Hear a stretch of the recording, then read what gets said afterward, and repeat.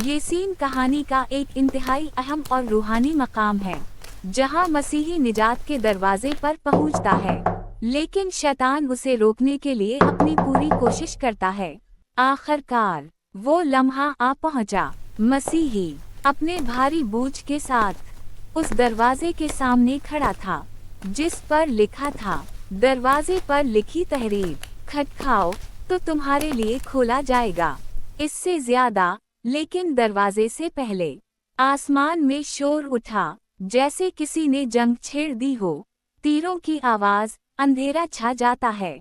शैतान के तीरों की बारिश मसीही की तरफ बढ़ने लगी।